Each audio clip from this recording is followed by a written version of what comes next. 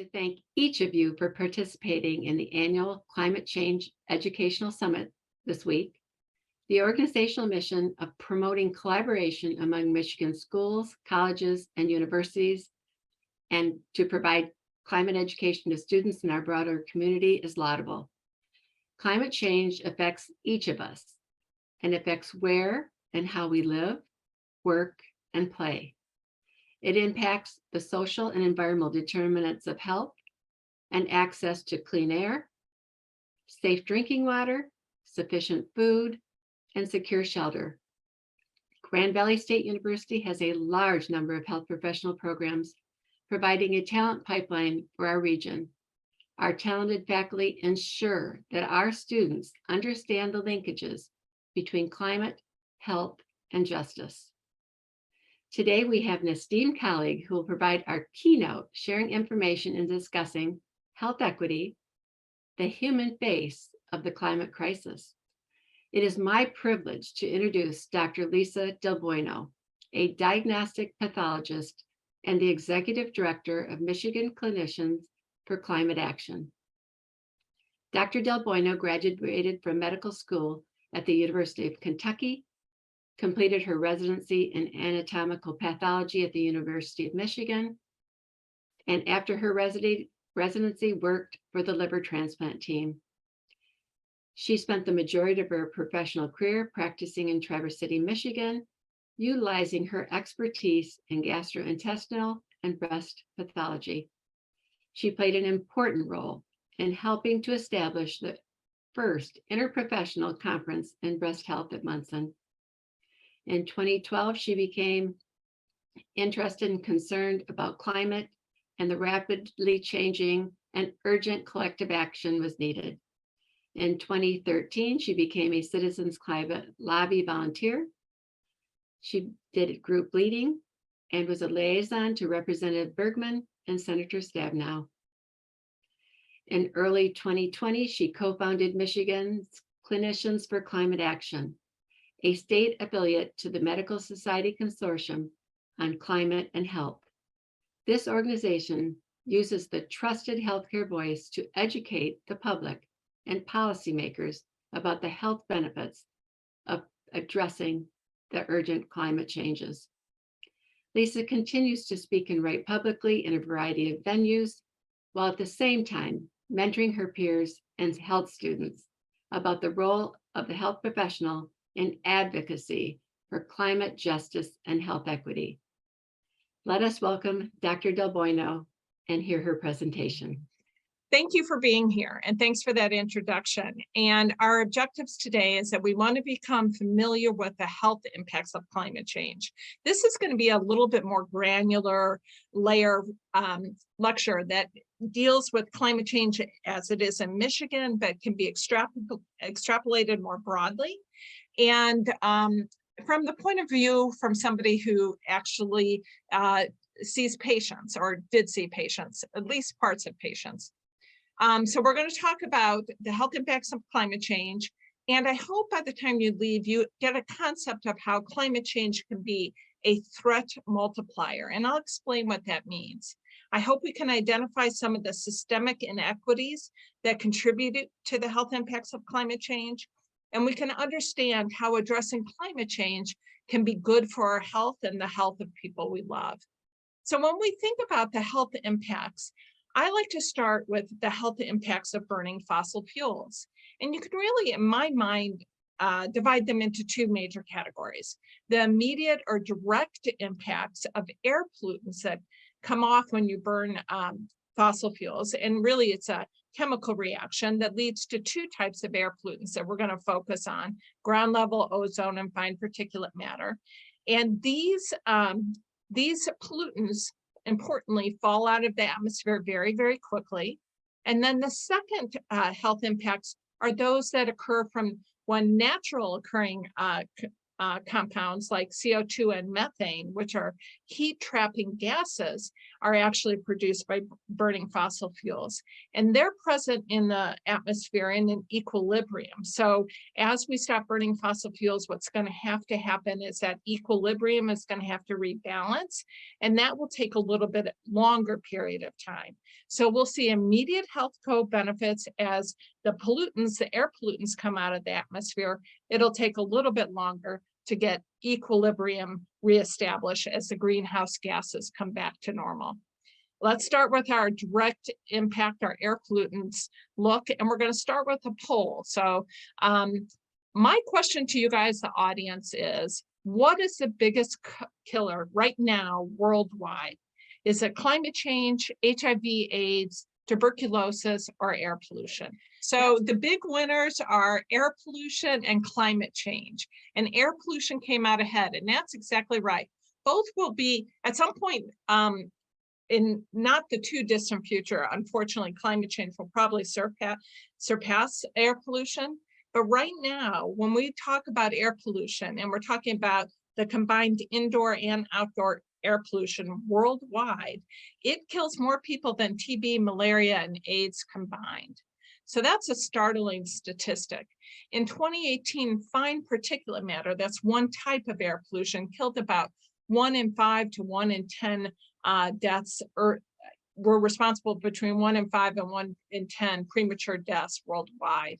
And really, the air pollutants that come off from fossil fuel is a type of secondhand smoke, if you will.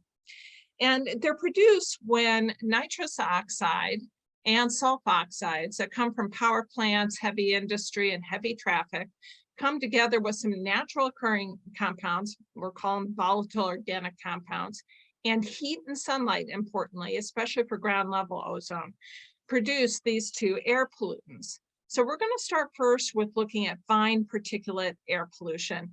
And when we're talking about this, we're talking about particles that are very, very small, smaller than the diameter of the hair, smaller than a grain of sand. They're measured in microns, which are 1/1000th of a millimeter. And the smaller these particles are, the more dangerous they are to our body. So the larger ones kind of fall out in the lung and could lead to asthma and other kind of respiratory problems. And the smaller and smaller they are, the more likely you are to have systemic effects of fine particulate matter. So people are often familiar with the fact that air pollution is associated with asthma and chronic obstructive pulmonary disease. That's long-term chronic disease that older people often have it.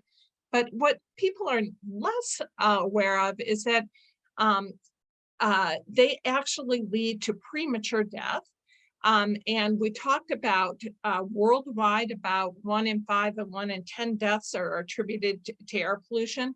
In the US, it's fewer because of the Clean Air Act. It's about 1 in 10 to 1 in 20 deaths. And fine particulate matter is also correlated with cognitive difficulties in the elderly, so memory problems, an increased incidence of preterm deliveries, low birth weight, and stillbirths in the US, so the unborn child is at risk.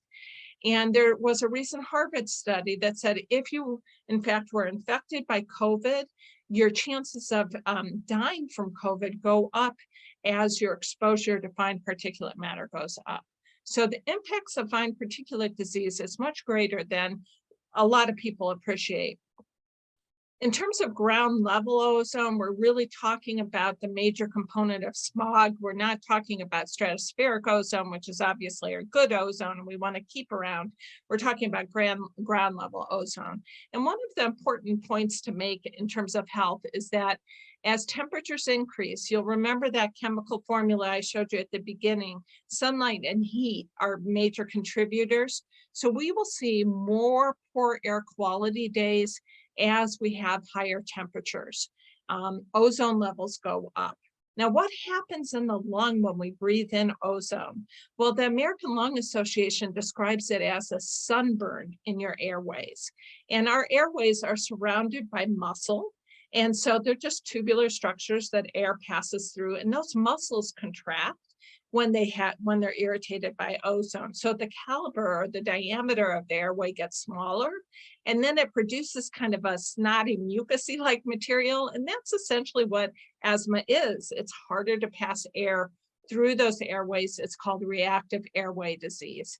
And there's many, many different triggers to asthma, but the two big ones that we're focused on are heavy traffic, and then being close to heavy manufacturing and refineries and that sort of thing. And in those areas, the number of asthma deaths in the US have just gone up and up. And it's startling, even with the Clean Air Act, many, many people, and especially around the Detroit metro area is a real high spot for this, are still exposed to dangerous levels of air pollution. According to the American Lung Association, what is your guess? Would you say it's 1 in 10, 10%, 20%, 30%, 40%, or 50? What do you guys think is the number of people who are exposed today to still dangerous levels of air pollution? So here were our choices, and the answer is it's 40%, according to the American Lung Association. There we go, I see them. So 40%, 4 in 10 people are exposed to dangerous levels of air pollution. And within Michigan, there are 8 counties that received a failing grade for ozone, according to the American Lung Association. And air pollution is really one of the ways in which racial disparities are manifest. People of color are 3 times more likely to breathe polluted air. Black Americans are 5 times more likely to require an ER visit when compared to people of European descent. And Black Americans are 3 times more likely to die of asthma. So it really brings a whole new sense of how health and health equity is critical. And really, if you go back to the 1930s to historic redlining, and I'm sure most of you are familiar with that, that was where the government had put policies in place and limited the number of mortgages and the ability for people of color to be able to get insurance for their homes and that sort of thing based on what community they lived in. So the red communities, they had better access and were able to get mortgages, and the blue and green communities, they were less likely to get access to mortgages and insurance for their home, etc. So it was a way of separating communities based on color, unfortunately. And if you were now in these various cities, and really it's been replicated in cities throughout the US, if you look at these red line communities and you correlate them with the likelihood of ER visits due to asthma, which is really a surrogate for air pollution, you see that they correlate very closely. So that's air pollution. And I want to bring home one really important point about it, which I've said already, but this empiric study really brings it home, I think. Back in July of 2011, there was a 10-mile stretch of a major highway in California called the 405 that was closed for 36 hours. And within minutes, the air quality started to improve. That it did so over a radius of 100 miles, and ER visits actually decreased due to asthma. Similarly, in 1996, in Atlanta for the Summer Olympics, there were areas in which the highways or the roads were closed to traffic, and there was improvement in ER visits due to asthma. They decreased in the hospitals located close to the traffic decrease. So why is this important, and why do I emphasize this? I emphasize this because it brings home that point that air pollutants fall out relatively quickly, hours, days, weeks, as opposed to recalibrating greenhouse gases. And so if we were to transition to an economy powered by non-carbon forms of energy, we would realize a huge health benefits. We'd avoid large numbers of deaths, and we would see healthcare dollars in the hundreds of billions every year. In fact, Harvard did a study that said we could offset the cost of carbon cutting policies due to air quality alone by up to 10 times. So that's the immediate health impacts, but let's talk about climate impacts, right? That's why we're here, due to CO2 and methane and other greenhouse gases.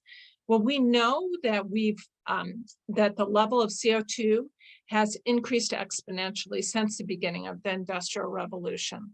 And this is important because CO2 and methane actually form a blanket over the Earth and trap in reflected sunlight that warm the Earth. And without it, we wouldn't have life on Earth as we know it. But because CO2 concentrations have gone up exponentially, the thickness of that blanket has gotten very thick, and the Earth is warming very, very rapidly. And to just bring home how rapidly it's warming, I wanted to look at these graphs of ice core samples that date back 800,000 years. And what they show is that the CO2 concentration has varied over that whole time between 180 parts per million and 300 parts per million.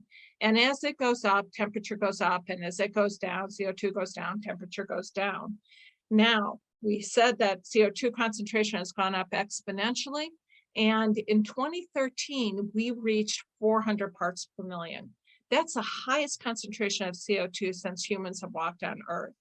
But what's even more startling is that if we continue burning fossil fuels like we are right now, in 30 short years, when my son is my age, we will see a concentration of 600 parts per million. That's double what we had seen all those 800,000 years prior to this.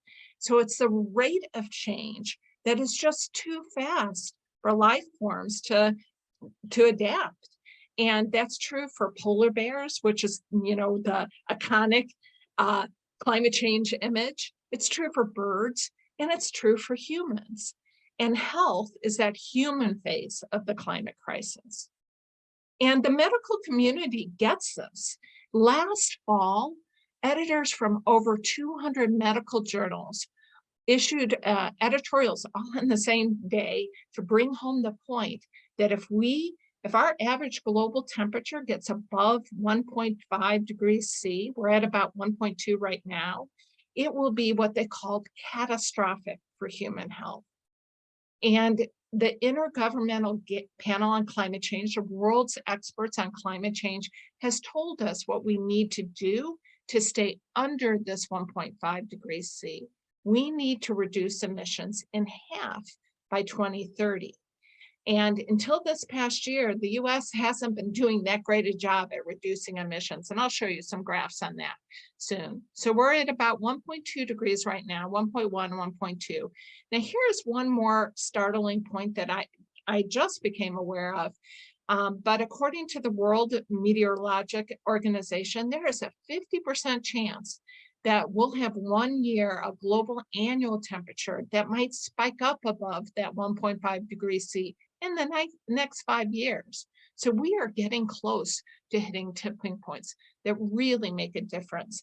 It makes that statement of Martin Luther King that there's a fierce urgency of now so true. So what are we seeing in Michigan? Well, we see all sorts of things that are true really across the world. It's harder to grow healthy food.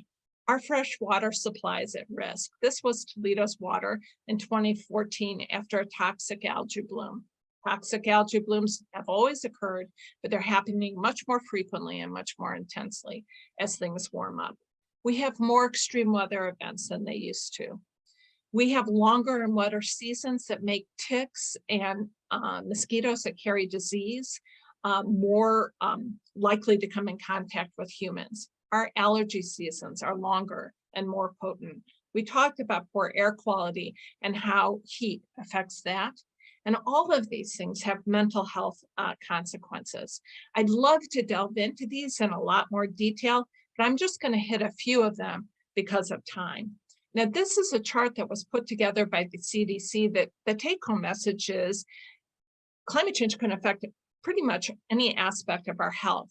But one thing that I'd really like to bring home is that it often acts as a threat multiplier. It'll take a manageable chronic disease and exacerbate it sometimes into a medical emergency. That's one frequent manifestation. Here's an example of this. This is a 70-year-old woman who had a history of lung cancer. Part of her lung was removed to treat the cancer. She was doing really well at home on home O2 for over a year until there was an extreme weather event, and it took out a large part of her electricity and that of a big area in her town. So what happened? She ran out of oxygen and she presents to the ER.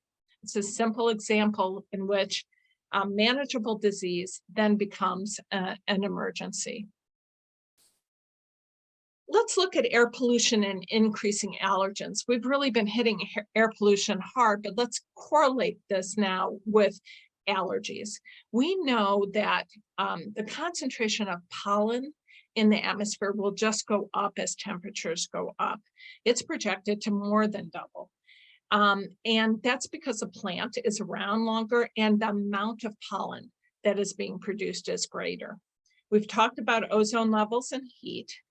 And then we have more wildfires. So all of these come together to create situations for people who are struggling with asthma to have more troubles with asthma and present to the ER, and sometimes with not great outcomes. Now, we don't think of wildfires in Michigan. They can happen. They don't happen frequently, but even the ones out west, some of the smoke can actually extend all the way out to Michigan. Now, the impacts are not going to be as great as if it was right next door to you, but certainly air quality can change. So that was air pollution and allergens, but what about extreme heat, right? We're talking about global warming, right? Well, if we continue to burn fossil fuels as we have been, Detroit, by the end of the century, will be more like the panhandle of Texas. So that's a lot. And the number of extreme heat days will increase as time goes forward. This is for Detroit, Michigan. You can see we go from 2 to 23. And they're looking specifically at heat index here. And heat index is a really better marker than just straight temperature because it takes into account humidity. Now, we know that we sweat when we get hot, and it's the evaporation of that sweat that cools us down. So humidity is really important to consider when we're trying to figure out what temperatures are going to cause critical health problems. And heat kills. The unborn fetus and the newborn are really at risk for health impacts of heat. Every year we lose young athletes who in their vitality think that they can push beyond, and sometimes they die of heat stroke. And then of course our elderly, especially our elderly that live in inner cities that maybe don't cool down as easily at night, and maybe they don't have access to heat or to fan or to air conditioning, they are at increased risk. And again, if you look at these traditionally redline communities and you correlate that to the amount of cooling tree canopies versus concrete and asphalt, you see that the redline communities are made of more asphalt and concrete, which don't cool down in the evening. That's essentially the urban heat island effect. And again, that's why during these extreme heat effects, most of the deaths are occurring in these inner city areas. And one other example of injustices is this one from Jorge. Jorge is a seasonal farm worker, and he has diabetes and borderline renal insufficiency or kidney problems. And he goes out there and he's working hard and he can't get out of the sun and he can't keep hydrated. And when you have diabetes and when you have renal insufficiency and you can't keep hydrated, your kidney functions start to fail more and more. So Jorge's manageable conditions gets worse when he's trying to do his job, and he does better when he's at home. So there's another example of climate change impacting a manageable disease and making it less manageable. Water quality impacts is another issue. Certainly, we know that in the US and really abroad, we're seeing many, many more extreme weather events. For us, it tends to be a lot of heavy precipitation events. Detroit, boy, last summer, just one flood event after another flood event. And that's happening throughout Michigan. This is a picture from Houghton on Father's Day. That was the third once in a thousand water or flood event that occurred in a decade on the south shore of Lake Superior. You see it buckles the road and a little boy died. And here's another example. This is the Midland floods that occurred right after the pandemic started. And you'll remember that the dams broke. They were old dams, so they were vulnerable. But then we had the extreme flooding, and you get a situation in which people were supposed to be in lockdown. There were no vaccinations, and they're forced to leave their homes. So another example of climate change exacerbating a manageable condition. And then this was Munson, the hospital up here in Traverse City, right about that same time as the pandemic. Our cafeteria on the first floor flooded, and so did the basement where we kept the PPE. And changes in vector ecology is the last one I'm going to cover, and I'll do it quickly. But as temperatures get warmer and wetter, we know that the length of time that mosquitoes and ticks are available to bite us get greater. This is an example of the number of mosquito dates in 1980s versus 2010 in the Grand Rapids area. One thing that they can carry is West Nile virus, and the numbers of West Nile virus have increased. Now, this is multifactorial. It's not just due to climate change, but climate change has a role in it. Similarly, the blackleg tick, the area it carries Lyme disease. This is erythema migrans, which is a typical rash that occurs with ticks.